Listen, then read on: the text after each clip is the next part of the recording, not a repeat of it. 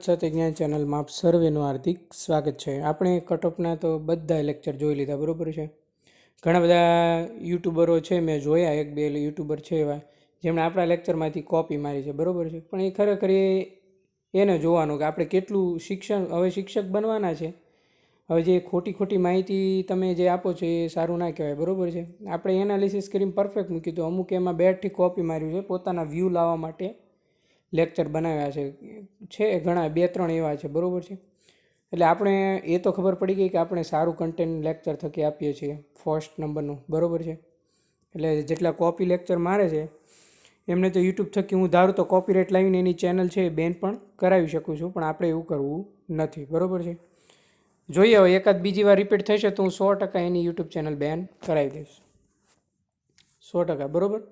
એટલે ખાસ યાદ રાખજો કે આપણે જે મેરિટનું એનાલિસિસ આપીએ છીએ પરફેક્ટ એનાલિસિસ આપીએ છીએ, બરાબર છે.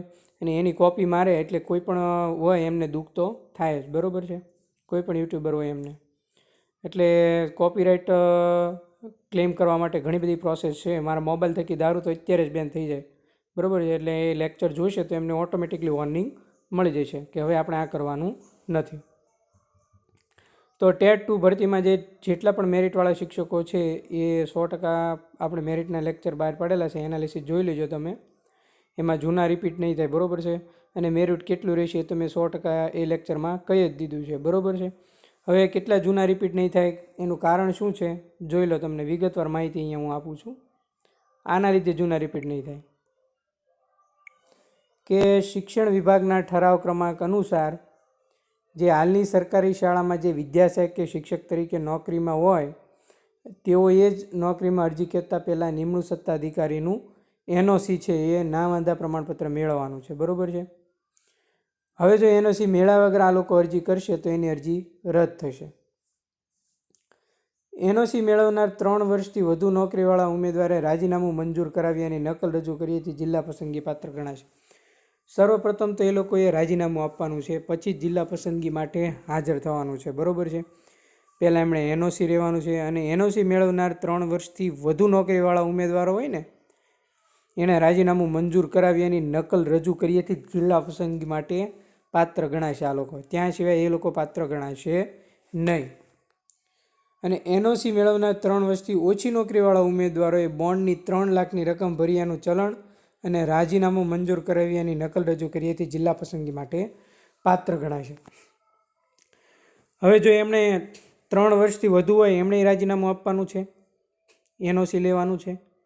3 વર્ષથી ઓછી નોકરીવાળા હોય એમણે પણ રાજીનામું આપવાનું છે અને એમણે પણ એનઓસી રજૂ કરવાનું છે, બરાબર છે. હવે એનઓસી મેળવનાર જે જિલ્લા પસંદગી માટે પાત્ર કરશે તો 3 વર્ષવાળાએ બોન્ડ રજૂ કરવાનો નથી, એમણે રાજીનામું છે. 3 વર્ષથી ઓછી નોકરીવાળાએ 3 લાખનો બોન્ડ છે એનું ચલણ અને રાજીનામું મંજૂર કરાવ્યાની નકલ રજૂ કરે જિલ્લા પસંદગી માટે આપવાનું છે, બરાબર છે. આ જે ભરતી જાહેરાત આવી એમાં જ આ બધી બાબતોનો ઉલ્લેખ કરેલો છે, બરાબર છે. ખાસ યાદ રાખજો. આ બાબત મહત્ત્વની છે. A, B, C અને D. એટલે તમને ખ્યાલ આવી જશે કે નામવાંધા પ્રમાણપત્ર સાથે સાથે જેટલા પણ શિક્ષકો છે એમણે રિઝાઇન પણ આપવાનું છે, બરાબર છે. હવે આપણે જે કટઓફ કેટલા અટક છે એના વિશે પણ આપણે માહિતી મેળવી. હજી એકવાર તમને કહી દઉં, સામાજિક વિજ્ઞાન એસએસમાં જો કોઈ તમને એમ કહેતું હોય કે 72+ રહેશે અથવા 72 રહેશે, બરાબર છે. એક જ મિનિટ, હા, ડન.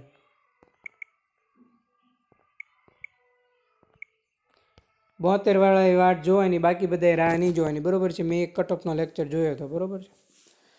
તો સૌપ્રથમ તો એમને એ નથી ખબર કે આમાં વય મર્યાદા આવી ગઈ, બરાબર. એમાંથી અમુક નીકળી ગયા. મેં શું કામ કીધું કે 70+ વાળાએ રાહ જોવાની, બરાબર છે. સામાજિક વિજ્ઞાનની વાત કરું છું. એક તો વય મર્યાદા આવી ગઈ એટલે અમુક તો નીકળી ગયા. બીજું ટાટ આમાં જતા રહેશે, બરાબર છે. પહેલું કારણ આ, બીજું કારણ આ, ત્રીજું કારણ શું છે? ઘણા બંને ટેટ 5 છે, અમુક આવશે 1 થી 5માં, કેમ કે એને નજીકનું વતન મળતું હોય તો એ આવવાના જ છે, 100% આવવાના છે, બરાબર છે. હવે 1 થી 5માં મારો જિલ્લો ભાવનગર હોય ને મને ભાવનગર મળે તો હું ભાવનગર જ લેવાનો છું. 6 થી 8માં મને રાજપીપળા નર્મદા મળ્યું તો હું નર્મદા જતું કરીશ. એટલે એક રાઉન્ડ છેલ્લે લાસ્ટમાં પણ ખુલ્લે, બરાબર છે. બની શકે? કેટલા કારણો છે ને 70+ વાળાના સાયન્સના, એના કારણોની હું વાત કરું છું. એક છે વય મર્યાદા, આ સામાજિકની વાત કરું છું હું, સામાજિક વાળાની. એક તો વય મર્યાદા, બરાબર છે, ઘણાની ઉંમર પૂરી થઈ ગઈ છે. બીજું, ટાટમાં જ બધા જતા રહેશે, બરાબર છે, એટલે ઘણા બધાને એ ફાયદો થશે. બીજું, 1 થી 5 ઘણા લઈ લેશે. પછી ચોથું કારણ, ઘણા ટાઈમે સમય પછી ભરતી આવી છે, એટલે અમુક બીજા ખાતામાં પણ લાગી ગયા છે, એટલે એ લોકો ફિક્સેશનમાં નહીં આવે, એવા પણ જતા રહેશે. બીજું, જૂના ઘણા રિપીટ નહીં થાય.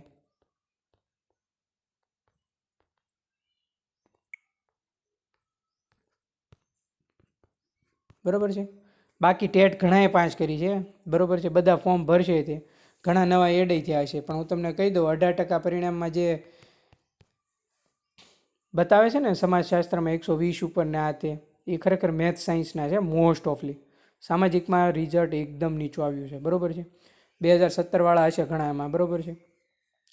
પણ એવું નથી, 70ની નીચે પણ 1% આવી શકે, 69 આજુબાજુ પણ આવી શકે, બરાબર છે. છેલ્લો રાઉન્ડ 70+ વાળા તો 100% રાહ જોજો ને જોજો, તમારો આવી જ જશે. આ બધા ફેક્ટના લીધે સામાજિકનું મેરિટ નીચું રહેશે, બરાબર છે. હવે એનો અંદાજ તમને ક્યારે આવશે ખબર છે? પહેલો રાઉન્ડ બહાર પડશે ને એટલે ખબર પડી જશે કે મેરિટ હાઈ જશે કે હું ઉપર જશે. જો પહેલો રાઉન્ડ 72-73 ખુલ્યો એસએસનો, તો સમજી જવાનું કે મેરિટ 3% નીચે તો આવી જ જાય, 2300 જગ્યા આવે ને તો, બરાબર. બાકી જો 75-76 ખુલ્લે તો સમજી જવાનું કે ઘણા બધા રિપીટ થયા આમાં, બરાબર. બાકી ગયા વખતે એસએસનું રિઝલ્ટ છે 18% જ હતું. હવે તમારે કેટલું મેરિટ બને છે મેં તમને પહેલાં પણ કીધું, એસએસમાં બધા વિદ્યાર્થી મિત્રો કોમેન્ટ કરજો. ગણિત વિજ્ઞાનવાળા લેક્ચર ઓલરેડી મેં મૂકેલો છે, જોઈ લેજો. ખાસ કરીને એસએસવાળાને એટલે કેવું પડે, કેમ કે એસએસના ઘણા બધા સ્ટુડન્ટો બહુ બધા સમયથી 2017થી રાહ જોઈને બેઠા છે, બરાબર છે, એટલા માટે. એસએસનું આપણું એનાલિસિસ પરફેક્ટ છે, ખોટું નહીં પડે, 100%. એસએસમાં લાસ્ટ ટાઈમ વિદ્યાર્થી મિત્રો બધા ભર્યા જ થયા ને બધા એડે થયા હતા, બરાબર છે. 72.77 આવ્યું હતું. વધીને મિત્રો આ રાઉન્ડ 73.50 ખુલ્લે કે 74 ખુલ્લે, બરાબર છે. તો 2300 જગ્યામાં હું તમને ગેરંટી મારીને કહું, જિલ્લા પસંદગી કરવામાં, સ્થળ પસંદગી કરવામાં જાય ને તો એ મેરિટ 70 સુધી તો આવી જાય, ઘણા એમાં હાજર પણ ના થાય. અત્યારે તમારો જનરલ કેટેગરીમાં જે મેરિટ નંબર આવે ને, એમાં બધા હાજર ના થાય. જેણે ફોર્મ ભર્યા હોય એને ધ્યાનમાં રાખીને કામ ચલાવ યાદી, મેરિટ યાદી બધું આવતું હોય છે, બરાબર છે. ફાઇનલ તો જ્યારે સિલેક્શન આવે ત્યારે થાય, બરાબર છે. હવે કોઈ પણ જાતની ક્વેરી હોય સામાજિકવાળાને તો મને કોમેન્ટ કરજો, બરાબર છે. લગભગ 100% સામાજિકનું મેં કીધું એમ 70+ સુધી તો આવી જ જશે, 70 સુધીનાનું. વધીને જો બહુ બધા ગેરહાજર રહે જગ્યા વધારે આવે તો 69 સુધી પણ આવી જાય, બરાબર છે. એસએસવાળા બધા વિદ્યાર્થી મિત્રો કોમેન્ટ કરજો કેટલું મેરિટ બને છે. તો લેક્ચર સારા લાગ્યો હોય તો લાઇક, શેર અને સબસ્ક્રાઈબ કરવાનું ભૂલતા નહીં. થેન્ક યુ મિત્રો, આભાર. મળીએ નેક્સ્ટ લેક્ચરમાં નવા કન્ટેન્ટ અને નવી વાત સાથે.